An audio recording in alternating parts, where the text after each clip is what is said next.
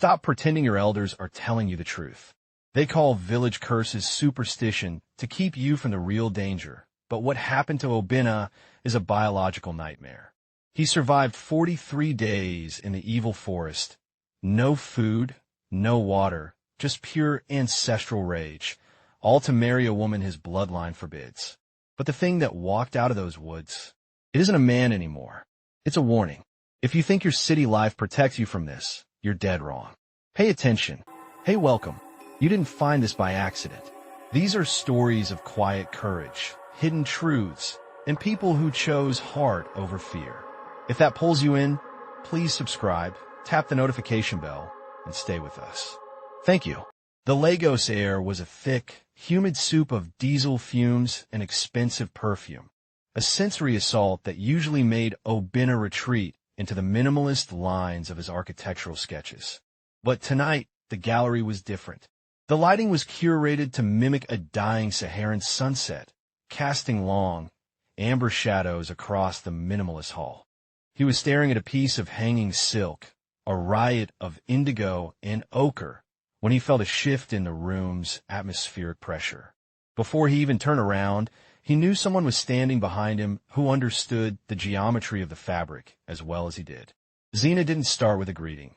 She started with a critique, her voice a low, melodic rasp that cut through the pretension of the jazz playing in the background.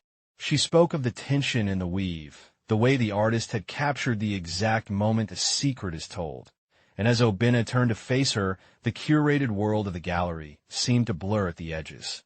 She was dressed in a structured blazer that looked like armor, but her eyes held a soft, ancient curiosity that felt dangerously familiar. In that first 5 minutes, amidst the clinking of champagne flutes and the shallow laughter of the city's elite, they didn't just exchange names. They exchanged a recognition. It was the kind of meeting that scriptwriters exaggerate, but in the sweltering heart of Victoria Island, it felt like the only real thing in a room full of replicas. Obina, usually a man of calculated moves and structural integrity, felt a foundational crack in his own cynicism. He watched the way she moved her hands when she talked, agile, expressive, as if she were constantly shaping the air around her into something tangible. By the time they walked out into the chaotic rhythm of the night, the city felt less like a cage and more like a playground built specifically for the two of them. They ended up at a late-night buka, where the scent of charred meat and spices replaced the gallery's sterile aroma, sitting on plastic chairs that felt more comfortable than any designer sofa. Over steaming plates of pepper soup, the conversation transitioned from art to the raw, unpolished details of their lives. Zena told him about her obsession with living history, how she spent her weekends hunting for rare textiles and markets that most people forgot existed, while Obina confessed his secret desire to build structures that felt like they grew out of the earth rather than being forced upon it. There was a peculiar rhythm to their dialogue, a call-and response that suggested they had been practicing this conversation for lifetimes. As the city's traffic roared in the distance, a constant, mechanical heartbeat, they created a vacuum of intimacy that felt impenetrable. He noticed the small, jagged scar on her wrist, and she noticed the way he checked the time only to realize he didn't care what it said. It was a slow-motion collision of two worlds that should have remained parallel. They talked about their childhoods, the smell of rain on red dust, and the peculiar loneliness of being successful in a city that never stopped to breathe.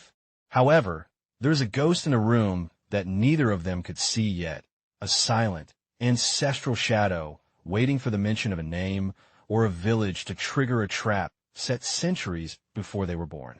For now, they were just two modern souls in a modern city, intoxicated by the novelty of being truly seen. When he finally dropped her off at her apartment, the air between them was charged with a static that felt like lightning before a storm. They were the not-so-couples. Yet, just two strangers on the precipice of a tragedy they were currently misinterpreting as a fairy tale. The first 3 months of their relationship felt like a beautifully rendered architectural blueprint coming to life, a period where the chaotic, jagged edges of Lagos seemed to smooth out whenever they were together. It was the peak of the rainy season, and the city was often submerged in a slate-gray mist that turned the Lekiakui Link Bridge into a spectral path suspended over the churning Atlantic. For Obina and Xena, this weather provided the perfect excuse to retreat into the curated sanctuary of their shared interests, moving between his minimalist apartment and her vibrant, fabric-filled studio. They spent hours lost in a specific kind of intellectual intimacy, where the sound of the rain drumming against the glass windows provided a rhythmic backdrop to their debates about the intersection of tradition and modernity. Obina would watch her work, fascinated by how she could take a raw piece of Aso oak and transform it into a high-fashion statement that felt both ancient and futuristic. He began to see the world through her eyes, not just as a series of structural loads and cantilevered beams, but as a tapestry of stories and cultural signatures. They lived in a bubble of high-end cafes and hidden jazz bars, a world of artisanal coffee and late-night philosophy that felt entirely disconnected from the dusty realities of the villages they had both left behind years ago. Their love was a gravity-defying force, a sudden and total alignment of two souls who had spent their lives feeling slightly out of sync with the world around them, now finally finding a resonance that felt permanent and unshakable. As the weeks bled into months, the grace of their connection deepened into something more substantial than mere attraction. It became a shared language of silence and understanding. Obina began to sketch a house specifically for her, a structure that incorporated the fluid lines of her textile designs into the rigid strength of concrete and glass, a physical manifestation of their union.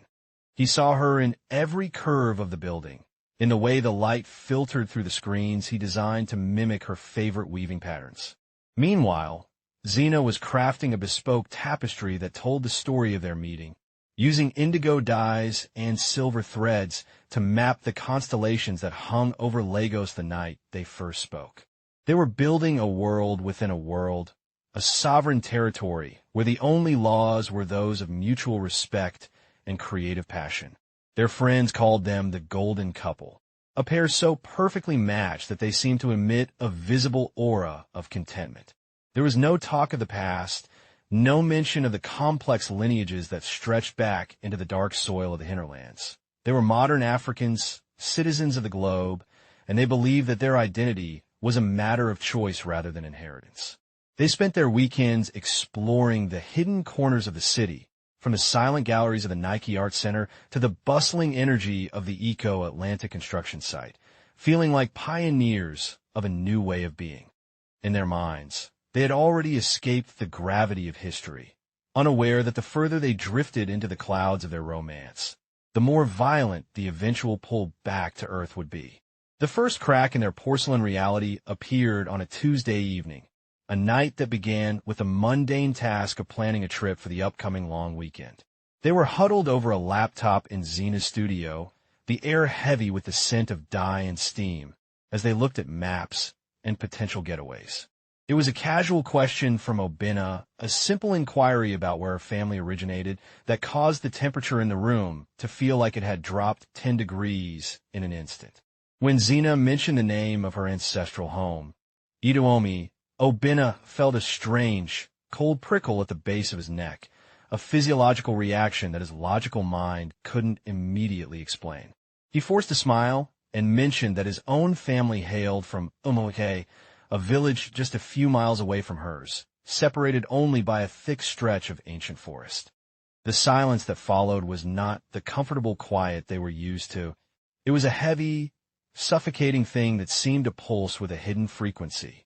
Xena's hands, usually so steady and precise, trembled slightly as she closed the laptop, her gaze fixed on a point somewhere behind a shoulder. She didn't have to say it. They both knew the stories, the half-whispered warnings from childhood about the Great Divide and the blood feud that had turned their neighboring villages into bitter, eternal rivals. The air in the studio, once so full of creative energy, now felt stagnant, as if the ghosts of 1,000 ancestors had suddenly crowded into the small space to watch them with judging, sightless eyes. The rest of the evening was a masterclass in avoided eye contact and forced conversation, as the psychological weight of their origins began to press down on the fragile structure of their romance. Obinna tried to laugh it off, deploying his usual rationalism to argue that village superstitions had no place in the life of a 21st century architect, but the words felt hollow even to him. He found himself researching the history of Omoeke and Iduomi late into the night, his eyes stinging from the blue light of his phone as he scrolled through obscure forums and digitized colonial records. He found fragments of a story, a broken covenant involving a stolen bride and a desecrated shrine, a betrayal so deep that it had allegedly poisoned the very ground between the two settlements. The more he read, the more he felt a sense of encroaching dread, a feeling that his life was no longer his own, but was being steered by a narrative written long before his birth. Xena, too, was spiraling, her mind replaying the voices of her aunts who had always warned her to never cross the water to the side of the AKA people. The not-so-couples label, which had started as a playful joke between them about their unique independence, began to take on a darker, more literal meaning. They were still physically in the same room, but a chasm had opened up between their chairs, a rift made of ancient blood and modern fear. Every time they looked at each other now, they weren't just seeing the person they loved. They were seeing a representative of the other, a living violation of a decree they didn't fully understand but could no longer ignore. The decision to confront the shadow led them to the gates of Xena's family home in Ikoyi, a sprawling colonial-style villa that felt more like a fortress than a residence. Her parents were hosting a dinner for her father's birthday, an event that should have been a celebration of success and longevity, but instead felt like a tactical briefing.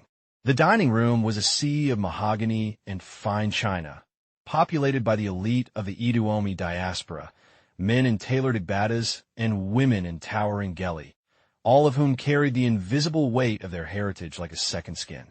When Obinna was introduced, the shift in the room was subtle but absolute. The clinking of silverware slowed, and the lively political debates dipped into hushed murmurs. He felt like a specimen under a microscope, a foreign body that the social organism was preparing to reject. Xena's father, a man with a voice like rolling thunder and eyes that seemed to see through the veneer of Obinna's expensive suit, welcomed him with a politeness that was sharper than any insult. Throughout the meal, the conversation danced around the edges of their relationship, a series of coded questions designed to probe Obinna's lineage and his connection to the forbidden soil of Omoke. The atmosphere was thick with the scent of jollof rice and unspoken threats, a sensory contradiction that made the fine wine taste like ash in Obinna's mouth. He realized then that the city hadn't erased the village. It had simply given the village a more sophisticated set of tools to enforce its will. The climax of the evening came when the guests had retired to the veranda, leaving Obinna alone with Xena's father in the mahogany-paneled study. The older man didn't waste time with pleasantries. He spoke of the blood decree, a spiritual and social contract signed in the blood of their ancestors that explicitly forbade the mixing of their lineages.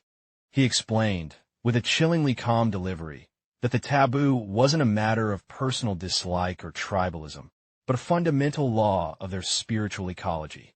"You think you are modern, Obinna," the father said, his voice dropping to a conspiratorial whisper that seemed to echo from the walls. "But you are merely a leaf on a tree. If the roots are poisoned, the leaf will wither, no matter how much sun it receives in the city."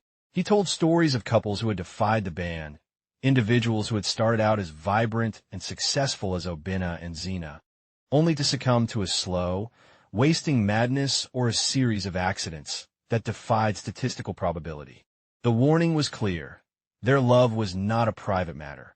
It was a declaration of war against an ancient order that had never been defeated. Obinna walked out of that study feeling smaller than he ever had, the bright lights of Lagos outside the gates looking like distant, unreachable stars. He found Xena waiting for him in the shadows of the garden, her face a mask of grief and defiance. And in that moment, the not-so-couples realized that their struggle was no longer about attraction or compatibility. It was a battle for the right to exist outside of a history that was determined to swallow them whole. The history of the blood decree was not written in the leather-bound books of the Lagos libraries, but in the marrow of the elders who had survived its silent, invisible execution. As Obinna dug deeper into the oral traditions of Umui, he discovered that the animosity wasn't born of land or gold, but of a metaphysical betrayal that had severed the spiritual umbilical cord between the two villages. Centuries ago, a princess of Iduomi had been promised to a warrior of Umui to seal a peace treaty, but on the night of the full moon, she was found dead at the village boundary, her throat opened by a blade that bore the markings of both clans. The resulting curse was a masterpiece of ancestral engineering. A priest from the deep forest had swallowed a blackened stone and declared that any union between the bloodlines would result in a slow dissolving of the self. This wasn't a quick death, but a gradual erosion of the couple's sanity, health, and fortune, ensuring they would become living warnings to others. In the modern era, this manifested as a series of inexplicable tragedies, business empires collapsing overnight, sudden organ failure in perfectly healthy youths, and a psychological haunting that made the couple see each other as monsters. The decree was a psychic fence, an invisible wall of ancient resentment that had survived the coming of the British, the rise of the oil industry, and the digital revolution.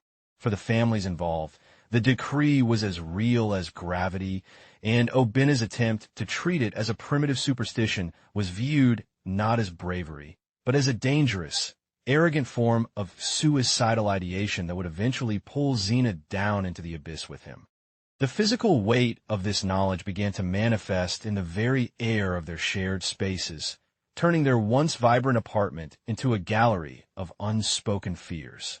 Obinna sat in his home office, surrounded by blueprints and structural models, yet he couldn't stop thinking about the blackened stone the priest had swallowed, a metaphorical anchor dragging his future into the mud of the past. He began to notice the way Xena looked at him when she thought he wasn't watching. There was a flicker of something that wasn't quite love, but a desperate, clawing need to be reassured that they weren't already dying. The blood decree worked by turning the lovers into mirrors of their own ancestors' failures, forcing them to relive a grief that wasn't theirs to begin with. Every time they touched, there was a momentary static, a micro-shock that felt like a warning from a forgotten deity. Xena's parents had stopped calling, a silence more terrifying than any shouting match, signaling that they had already begun the mourning process for a daughter they considered spiritually lost. The decree was no longer a story told by firelight. It was a cold, clinical reality that sat at their dinner table, eating their joy and drinking their peace. Obinna realized that to break a law written in blood, he couldn't use the tools of the city. He would have to go to the very place where the blood had first been spilled. He began to map the coordinates of the evil forest, a location that modern GPS systems struggled to pin down, a place where the rules of the 20th century were whispered into insignificance by the ancient, unforgiving trees. Obinna's mind, trained in the rigorous discipline of structural engineering and Western logic, attempted to construct a psychological bulkhead against the rising tide of ancestral fear. He spent his mornings at the office, obsessively analyzing the omens through the lens of probability and cognitive bias, convincing himself that the sudden glitches in his software and the strange shadows in his peripheral vision were merely the result of stress-induced hallucinations. He argued with Xena, his voice sharp with a desperate kind of rationalism, insisting that their bad luck was a self-fulfilling prophecy fueled by the trauma her parents had inflicted upon them.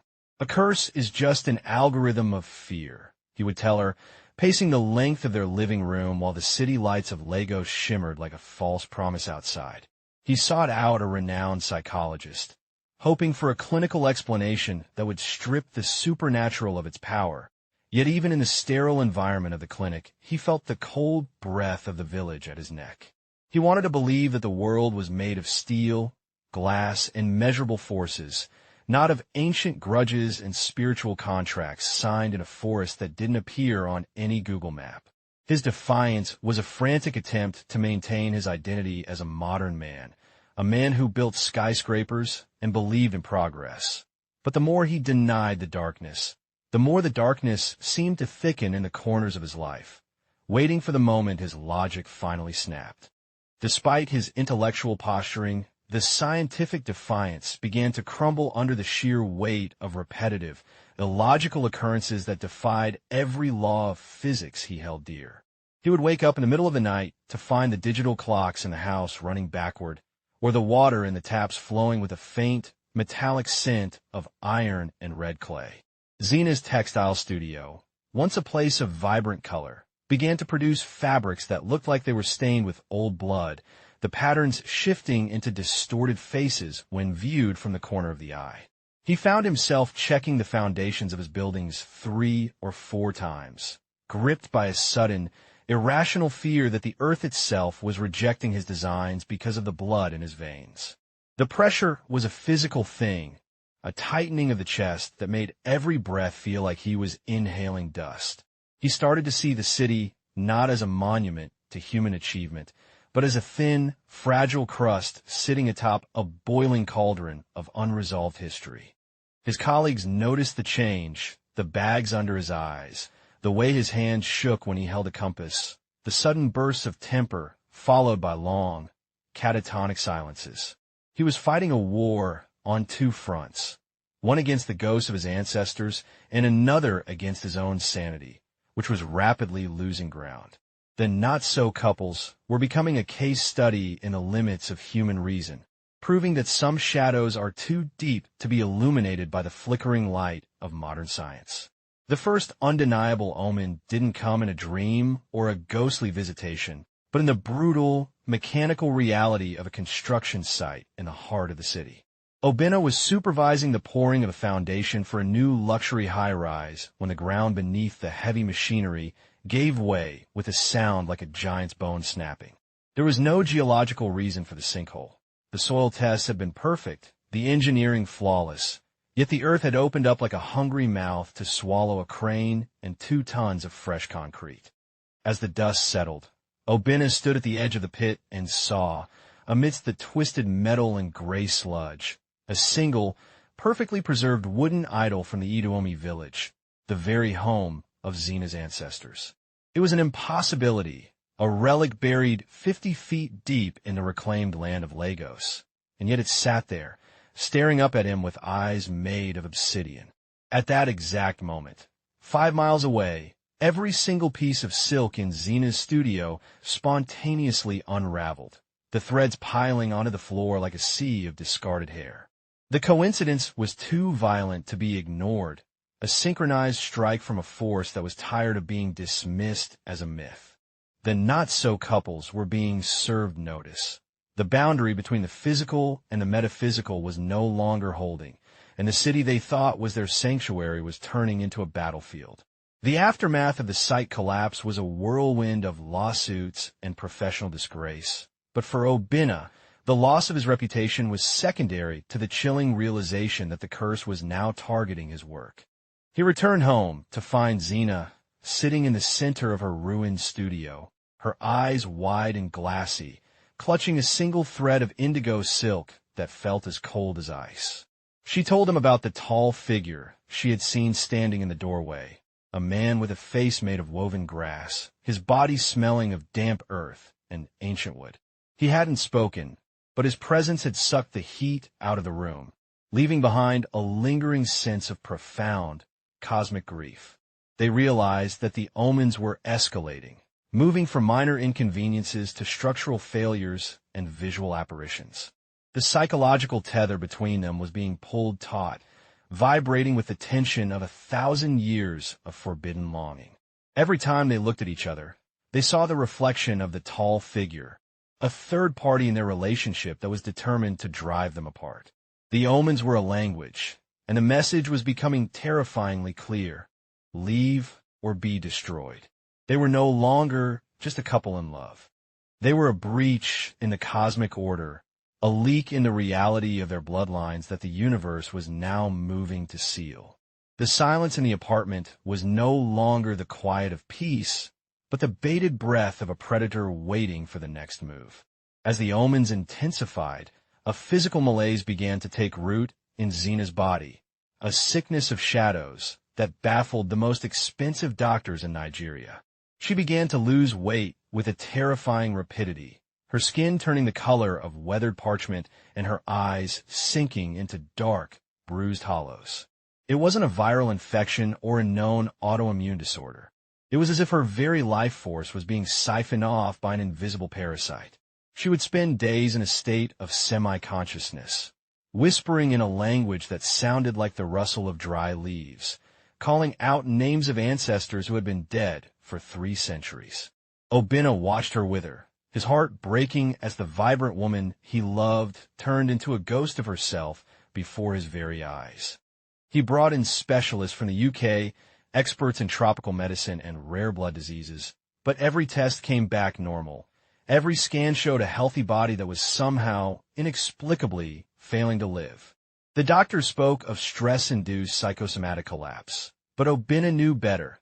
He could see the faint, grayish vapors that seemed to cling to her skin, the way her shadow sometimes moved independently of her body. The curse wasn't just a psychological burden.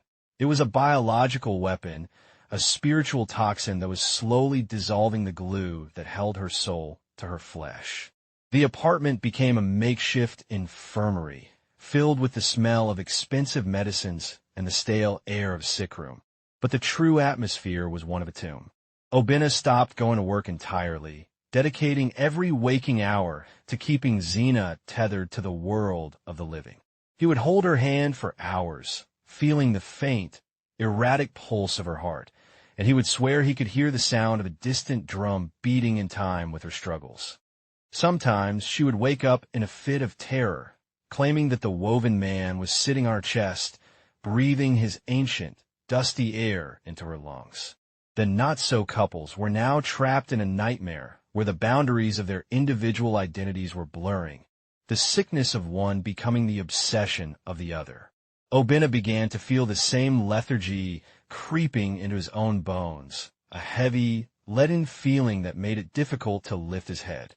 He realized that the curse was a binary system. It needed both of them to function, feeding off their connection to fuel its destructive power. If he didn't do something drastic, something that stepped outside the bounds of everything he believed to be true, he would be presiding over a double funeral. The city, with its skyscrapers and its noise, offered no cure for a disease that was older than the concept of medicine itself. He knew then that he had to go back, not to the village, but to the source of the rot, the place where the shadows were born and where the silence was a living, breathing entity. Driven by desperation and the sight of Xena's fading life, Obinna drove 6 hours into the interior, leaving the paved roads behind for the red dust and encroaching jungle of Omoake. He found his grandfather, Isnaninyelyo, sitting in the shade of a massive Irako tree, his eyes milky with cataracts but his mind as sharp as a ritual blade. The old man didn't act surprised to see him. He simply pointed to a stool and told him that he was late. Obinna pleaded for a way out, for a sacrifice or a payment that would satisfy the ancient grudge and release Xena from her torment. The grandfather listened in a silence that felt like a weight, his weathered face showing no sympathy, only a grim, resigned understanding of the cosmic laws. He told Obinna that the blood decree wasn't a debt that could be paid with money or goats. It was a structural flaw in the universe that could only be repaired by a witness of the void. He gave Obinna an ultimatum. Either he must abandon Xena forever and allow the elders to perform a cleansing of the memory, or he must enter the evil forest and demand the truth from the keepers of the oath.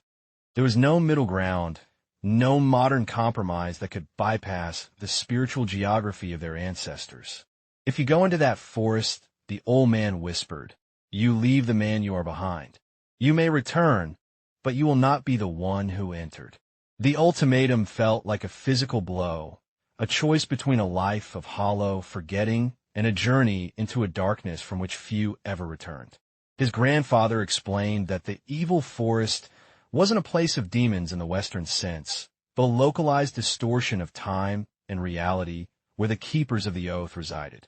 It was a space where the logic of the city died and the raw, primal forces of the earth held court. To enter was to volunteer for a psychological flaying, a process of stripping away the ego, until only the core of the soul remained to negotiate with the ancient powers. The villagers avoided the area not because they were afraid of ghosts, but because they were afraid of the truth, the realization that their lives were built on a foundation of lies and broken promises. Obinna looked at his hands, the hands of an architect, and wondered if they were strong enough to hold onto his sanity in a place where the air itself was made of memory. He thought of Xena, lying in their Lagos apartment, a dying flame in a room full of shadows, and he knew he didn't really have a choice.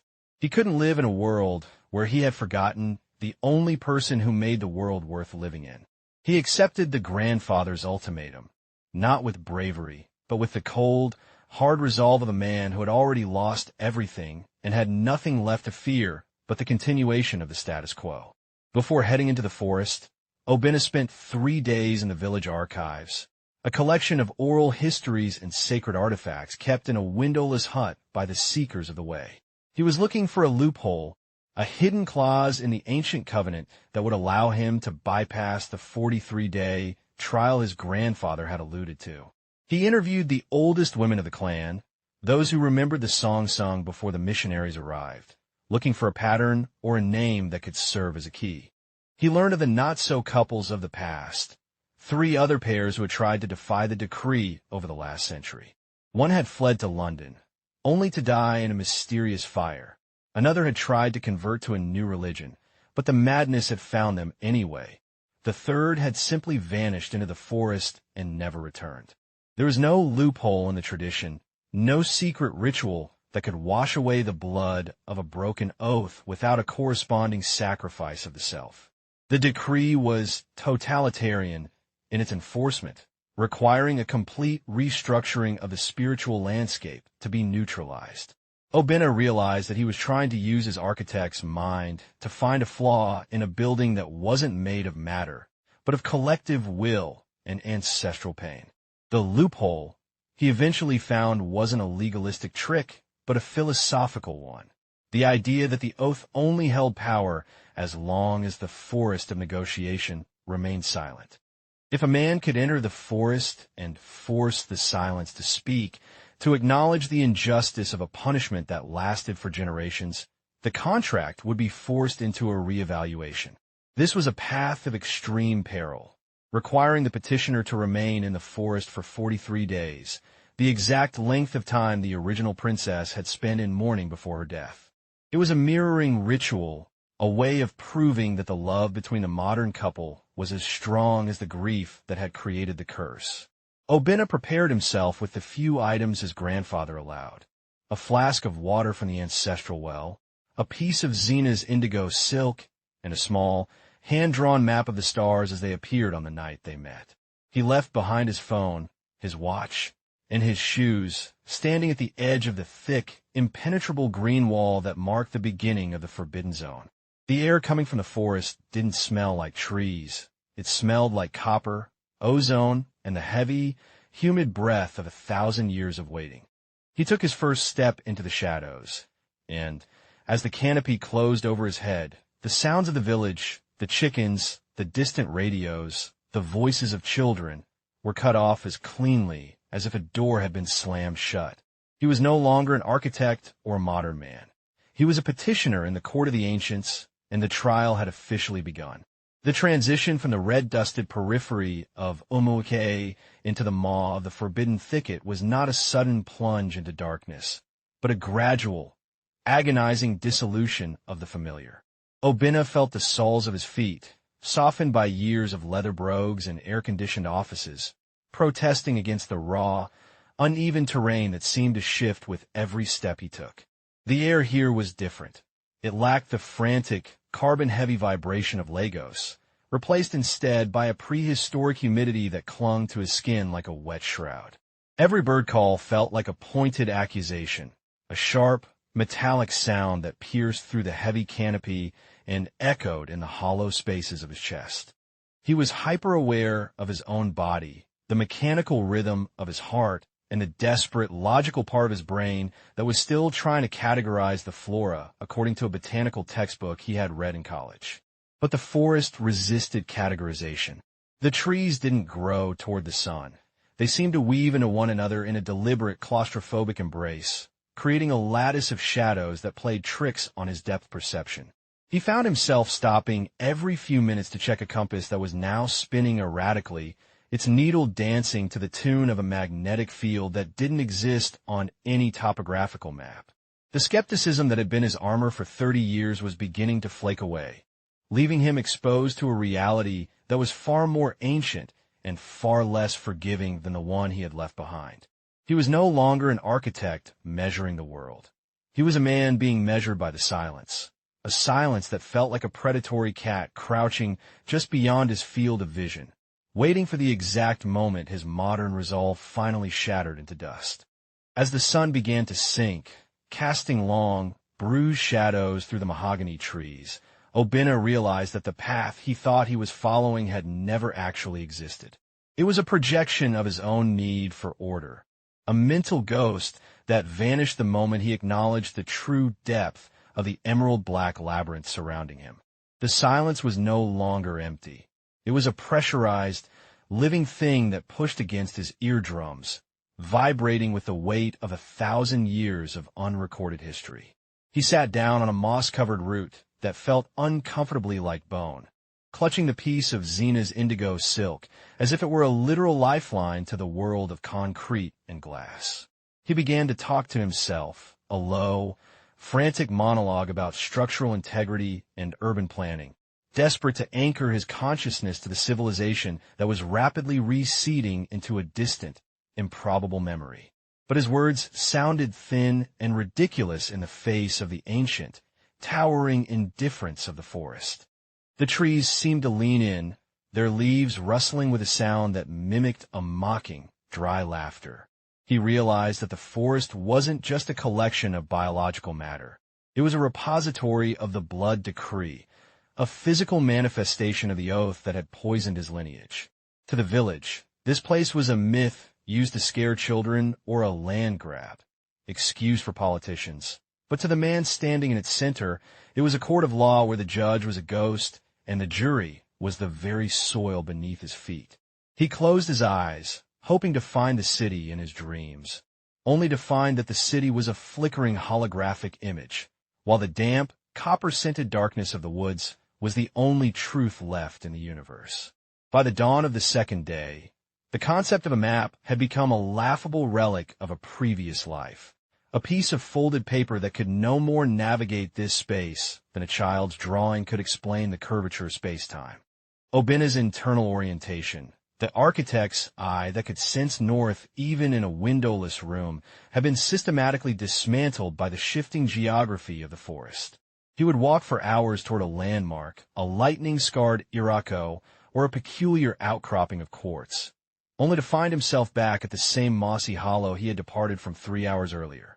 The forest was looping his reality, folding the space around him in a narrative circle that refused to let him progress until he had shed more of his urban identity. He began to see that the trees weren't just stationary objects. They were the pillars of a temple dedicated to the original grief of Iduomi and Umueke.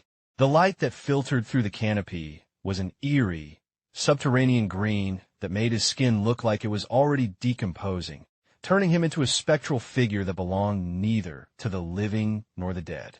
He found himself talking to Zena, not as a memory, but as if she were standing just behind the next trunk, her presence a phantom limb that he couldn't stop trying to use.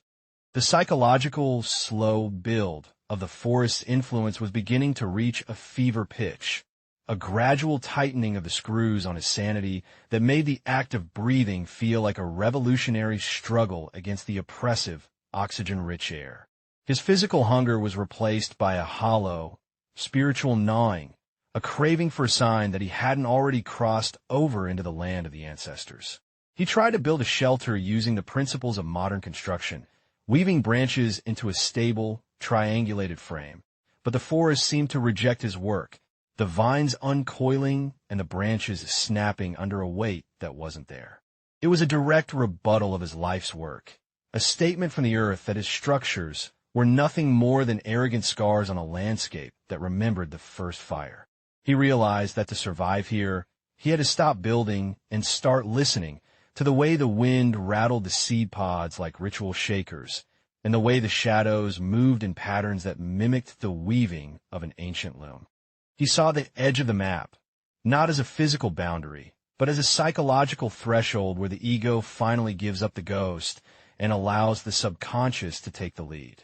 The modern man, with his degrees and his bank accounts and his 5-year plans, was a useless shell in this environment. Only the blood-bearer could hope to survive. He began to shed his clothes, the expensive fabrics of a city feeling like lead weights, until he was left in only his skin, standing in the cathedral of the woods. He looked at the indigo silk in his hand, the only thing that still carried the scent of Xena, and he understood that the map he needed wasn't made of ink, but of the very blood the decree had sought to control.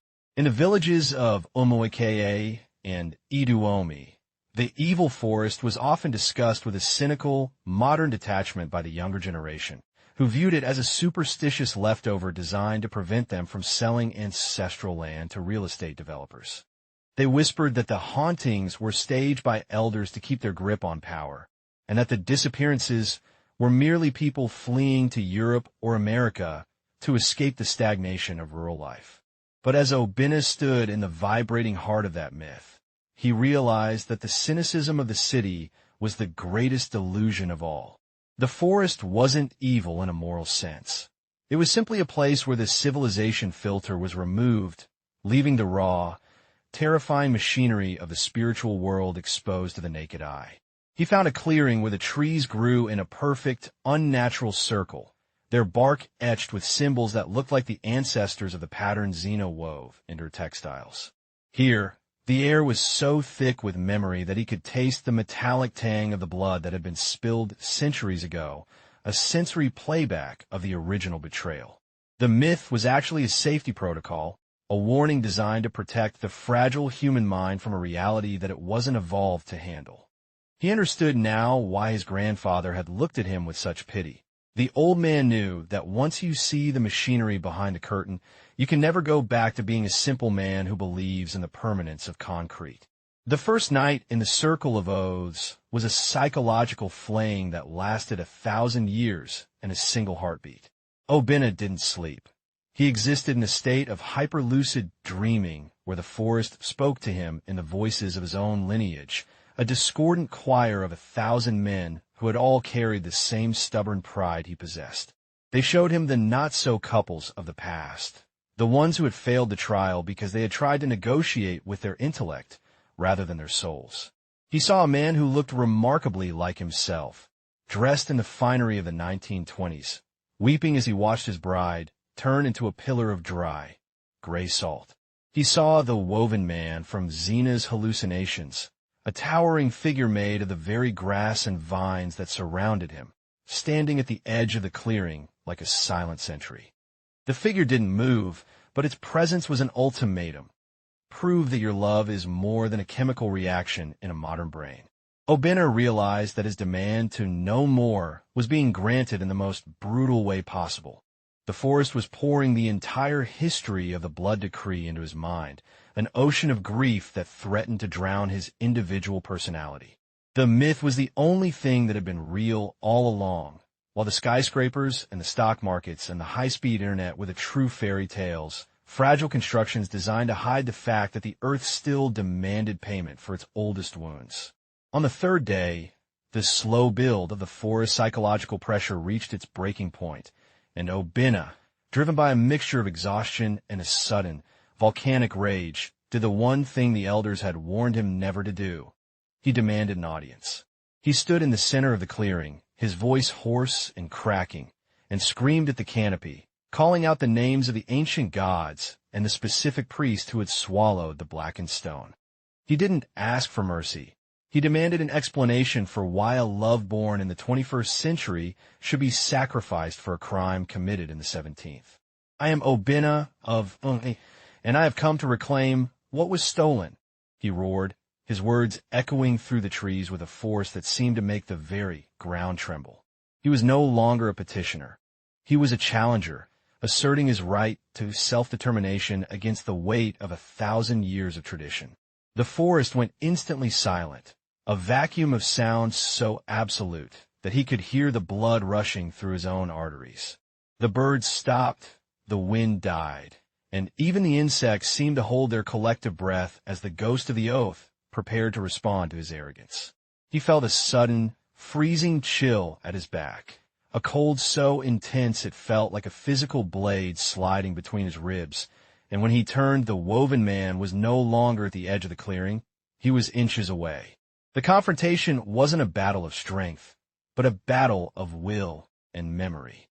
The woven man didn't speak with a voice, but with a series of projected images that flooded Obina's mind, showing him the faces of every child who had been born into the curse, every life that had been stunted or ended by the broken covenant. The ghost wasn't a monster. It was a manifestation of the collective conscience of the two villages, a guardian of the balance that had been destroyed by the ancient murder. It showed Obina that his love for Xena wasn't a random event, but a correction attempted by the universe, a bridge trying to span a chasm of fire. But to walk across that bridge, he had to be more than a man. He had to be a sacrifice. The ghost demanded to know what he was willing to leave behind in the forest to buy Xena's life, his career, his sanity, his memories of the city, or his very soul. Obina stood his ground, the indigo silk clutched in his fist, and looked into the obsidian eyes of the ghost. He realized that the civilization he had been so proud of was a hollow shield, and that the only thing he had of value was the raw, unpolished intensity of his devotion to a woman he hadn't even known 4 months ago. He made his demand, "Take my life, take my future, but let the blood be clean." The ghost seemed to expand, its grass-woven body growing until it blocked out the sky, and with a sound like a mountain collapsing, the world turned into a blinding, featureless white. In the world of the living, in the sterile, air-conditioned rooms of a Lagos hospital, the moment of Obina's vanishing was marked by a sudden, inexplicable stabilization of Xena's vitals. Her heart rate, which had been erratic and failing, smoothed into a perfect, rhythmic beat, and the gray pallor of her skin was replaced by a faint, healthy flush. But as her body returned to life, her mind entered a state of profound mourning. She woke up screaming a name she couldn't quite remember, reaching for a hand that wasn't there. Back in the village, the Seekers of the Way watched as the heavy mist that usually sat atop the evil forest suddenly swirled into a violent vortex before disappearing entirely, leaving the trees looking unnaturally sharp against the horizon. Obina was gone, not just physically, but from the very records of reality. In the city, his office found that his digital files were corrupted, his architectural sketches turning into illegible scribbles that looked like the roots of ancient trees. It was as if the forest hadn't just taken the man. It was systematically erasing the idea of him from the world he had inhabited. He had vanished into the 43rd day, a period of time that exists outside of the Gregorian calendar, a Sabbath of the soul, where he would be rebuilt from the atoms up. For the next 43 days, Obina existed in a state of non-civilization, a sensory experience that defied human language. He wasn't hungry, he wasn't thirsty, and he didn't feel the passage of time as a linear progression. He was a witness to the deep time of the continent, watching the rise and fall of empires, the shifting of rivers, and the slow, tectonic grinding of the ancestral grudges that had shaped his reality. He lived in the hollow of a tree that was also a cathedral, eating the light that filtered through the leaves and drinking the memory of rain. His modern ego, the architect, the Lagosian, the skeptic, was dismantled piece by piece and fed to the forest, until all that remained was a core of pure, unadulterated intent. He became part of the woven man, learning the grammar of the trees and the syntax of the shadows, understanding that the not-so couples were the only ones who truly understood the cost of peace. He was undergoing a spiritual recoding, his DNA being rewritten by the vibrations of the forest to match the ancient frequency of the land before the curse. While the world continued to spin, while Xena recovered and searched for him, while his grandfather prayed under the Irako tree, and while the city of Lagos roared on in its mechanical indifference, Obina was becoming something else entirely. He was the first witness, the man who had demanded to know the truth and was now being consumed by it, waiting for the 43rd dawn to break so he could return to a world that would no longer recognize the man he used to be. The first 14 days in the heart of the Forbidden Grove were less about physical survival and more about the systematic dismantling of Obina's modern identity. In the world he left behind, time was a commodity measured in billable hours and construction deadlines, but here, time was a fluid, predatory thing that stretched and compressed based on the rhythm of his own heartbeat. During the day, the heat was a heavy, wet blanket that smelled of rotting leaves and ancient, undisturbed minerals, forcing him to move with a sluggish, primitive grace. He stopped checking his wrist for a watch that was no longer there, his skin beginning to take on a strange, translucent quality as if it were trying to harmonize with the pale, filtered light of the canopy. He survived on what the forest provided, tart, moisture-rich berries that tasted of copper and rain, and the clear, cold water that seeped from the roots of the grandmother trees. His dreams were no longer about skyscrapers or the traffic on the third mainland bridge. They were about the movement of tectonic plates and the slow, agonizing growth of deep earth crystals. By the 10th day, the architect was dead, replaced by a sensory organ that felt every vibration of the forest floor as a personal communication. The hunger he felt wasn't in his stomach, but in his spirit, a void that was gradually being filled by the collective memory of the Iduomi and Ume bloodlines. He was being stripped of the civilization filter, a process that felt like skin being peeled back to reveal the raw, unpolished nerves of his ancestry. He sat in the silence, listening to the trees argue about the cost of peace, their leaves whispering in a dialect of wind and friction that he was slowly, terrifyingly, beginning to understand.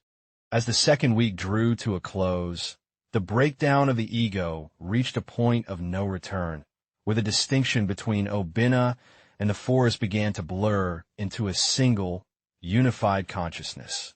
He found himself standing for hours at the edge of a blackwater pool, watching the way the ripples interacted with the light, seeing in their geometry the same pattern Xena used in her weaving. The city of Lagos, with its neon lights and its frantic mechanical energy, now felt like a hallucination, a dream he had once had about a future that never truly arrived. He began to realize that the not-so-couples label wasn't just a commentary on his relationship with Xena, but a reflection of his relationship with himself. He was two people inhabiting one body, the modern professional and the ancestral bearer, and they were at war. The forest acted as a crucible, burning away the not-so elements until only the essential truth remained. He saw the woven man more frequently now, not as a threat, but as a mirror, a representation of what he would become if he couldn't find a way to reconcile the two halves of his soul. His memory of Xena's face became his only anchor, a singular point of light in a darkening universe of green and shadow. He would trace her name in the dirt with his fingers, not as a romantic gesture, but as a ritual of grounding, a way to remind the earth that he still had a reason to return to the world of concrete. The first fortnight had broken the man. The second would rebuild the ghost, preparing him for the final negotiation that awaited him in the deepest, most silent part of the 43 days. The third week brought with it the hallucination phase, a period where the boundary between the internal and external worlds collapsed entirely, turning the forest into a theater of the subconscious.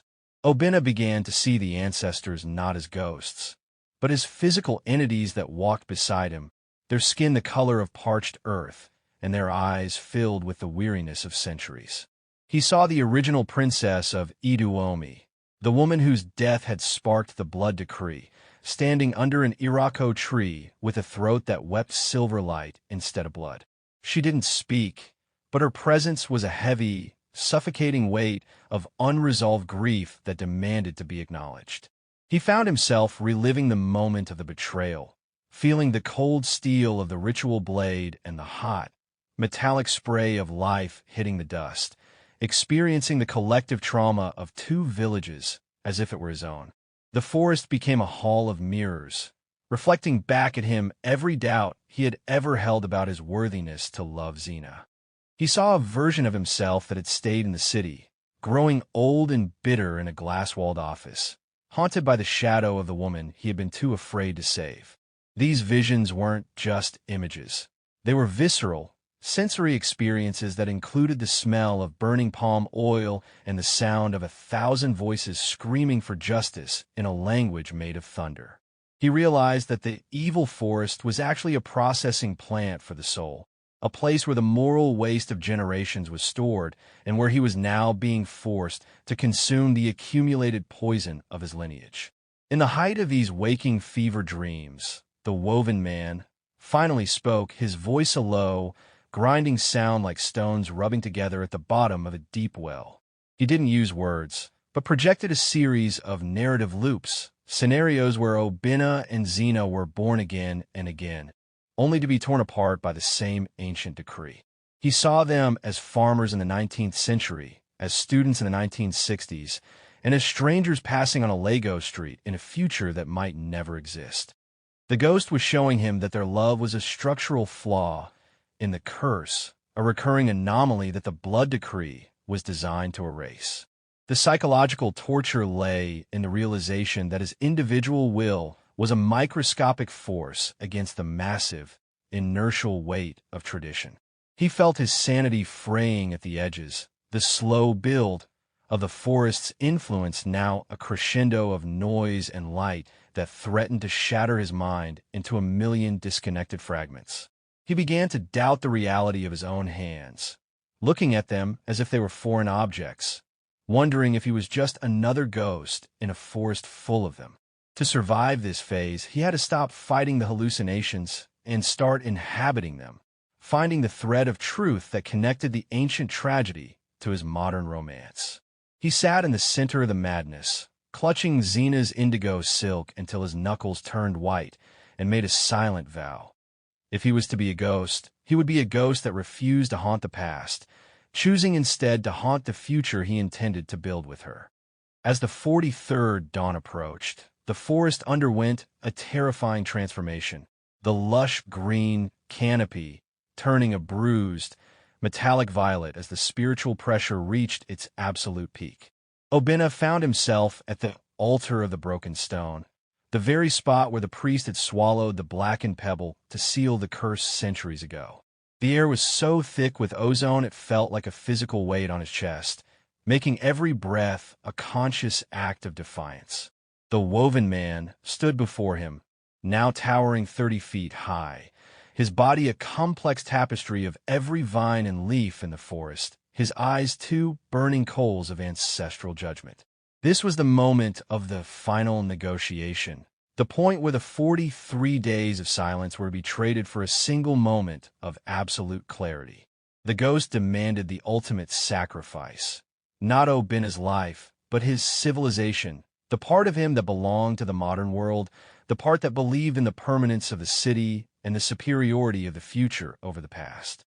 To break the decree, Obina had to accept that he would never truly belong to the world of light again. He would be a bridge, a man with one foot in the neon of Lagos and the other in the damp earth of the grove.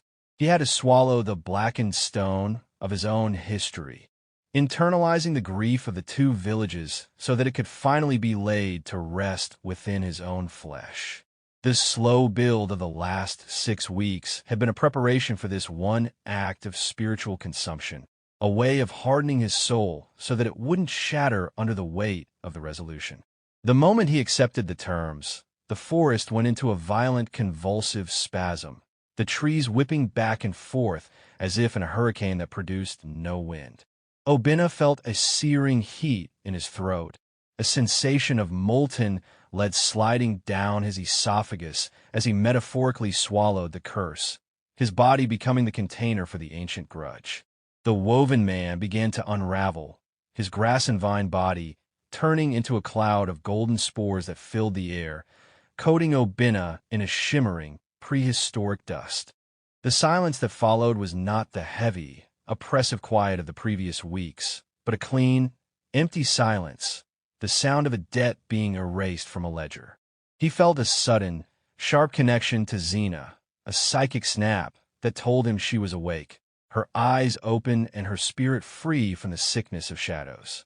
The 43rd dawn broke over the horizon, but the light was different. It was the light of a new world, one where the maps were blank and the old laws had been whispered into irrelevance. Obina stood up, his body feeling both impossibly light and infinitely heavy, his skin etched with the faint, silver lines of the patterns he had seen in the forest. He had vanished into the woods as an architect of buildings, but he was emerging as an architect of destiny, a man who had stared into the void for 43 days and forced it to blink. The transition was complete. The not-so couples were no longer a violation of the law, but the law itself, a new covenant written in the survival of a man who refused to be forgotten.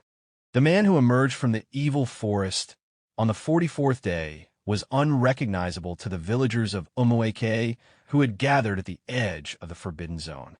He didn't walk. He moved with a fluid, predatory grace that suggested he was still navigating a terrain they couldn't see, his eyes carrying the haunted, luminous depth of someone who had looked at the sun for too long. His clothes were gone, replaced by a coat of dried mud and silver spores, and his hair was a wild, matted crown of forest debris. He didn't speak to the elders who rushed forward with water and blankets. He simply looked through them, his gaze fixed on the southern horizon where the city of Lagos lay hidden behind the haze of the interior. The return of the ghost was met with a mixture of awe and absolute terror, as the villagers realized that the myth had not only been real, but had returned a different version of the man who had entered.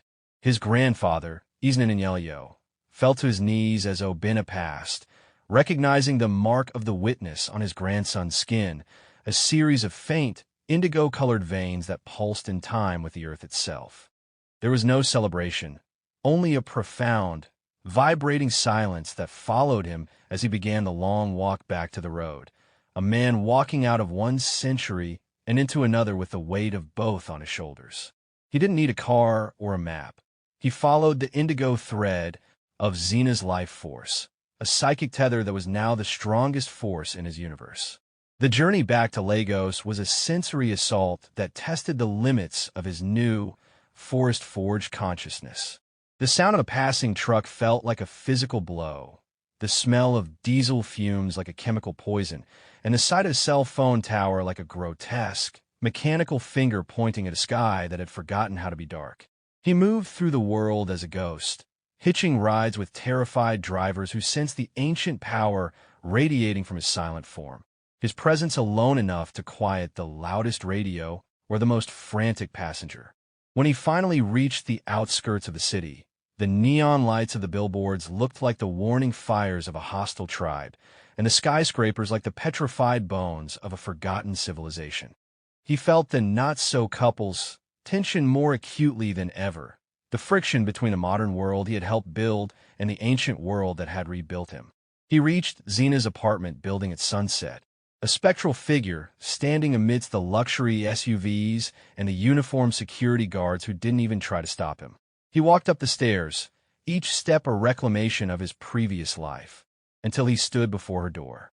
When it opened, and he saw Xena standing there, healthy, vibrant, and eyes wide with a recognition that transcended time, the last of the forest silence finally broke. He didn't say her name. He simply held out the scrap of indigo silk, now faded and worn, but still carrying the scent of a love that had survived a journey through the void. The resolution of their story was not the fairy tale wedding the city expected, but a quiet, structural realignment of their lives that left deep, permanent scars on their public and private identities. They did marry, but the ceremony was a hybrid ritual that took place at the very boundary between Umke and Iduomi, witnessed by elders who stood in a circle of terrified respect. There was no white dress, no tiered cake, and no jazz band. There was only the exchange of blood and soil, a formal cleaning of the map that officially ended the blood decree. The not-so-couples label became their badge of honor, a testament to the fact that they were no longer just a man and a woman, but a new species of lovers who had integrated the darkness of their history into the light of their future. Obina returned to his architecture, but his designs were now different. They were buildings that breathed, structures that respected the deep time of the earth, incorporating the weaving patterns of the forest into the steel and glass of the city. He remained a man of two worlds, often waking up in the middle of the night to walk barefoot in the garden, his skin still glowing with the faint, silver spores of the 43rd day. Xena, too, was changed. Her textiles became legendary, sought after by collectors who claimed that her fabrics had a living quality, a depth of indigo that seemed to shift and move even when the air was still. They lived in the heart of Lagos, but they were no longer of it. Their apartment, a sanctuary where the ancient silence was allowed to coexist with the mechanical roar of the city. The story of their defiance became a modern myth, whispered in the markets and the boardrooms, a viral narrative that challenged the younger generation to look beneath the surface of their civilized lives. People called them the couple who broke the forest, but Obinna and Xena knew the truth was more complex. The forest hadn't been broken. It had been heard. This slow build of their tragedy had resulted in a resolution that was as solid as concrete and as fluid as silk, a marriage built on the ruins of a curse. They stood on their balcony overlooking the Atlantic, the same bridge where they had first felt the cracks in their glass reality, but now the view was different. They saw the city not as a cage, but as a garden waiting to be tended, and they saw each other not as representatives of a blood feud, but as the architects of a new, inclusive history. The philosophical undertone of their journey remained, that love is not just an emotion, but a structural necessity, the only force capable of bridging the chasm between the ancestors we were and the people we choose to become. As the sun set over the ocean, casting the same amber light they had seen in the gallery on the night they met, Obinna took Xena's hand, his silver-etched skin pressing against hers. They were the not-so-couples, the ones who had vanished into the darkness and returned with the light, proof that even the oldest shadows can be dispelled by a love that is willing to wait 43 days in the silence for a single, perfect dawn. He traded his entire soul for a wedding ring, and most of you are still too scared to even visit your own grandmother. Is he a hero, or just a delusional idiot who brought a curse into the city? The not-so-couples just proved that some traditions aren't meant to be broken. They're meant to be feared. Go ahead. Argue with me in the comments if you're brave enough. Subscribe now, or the forest might find you next. Don't say, I didn't warn you.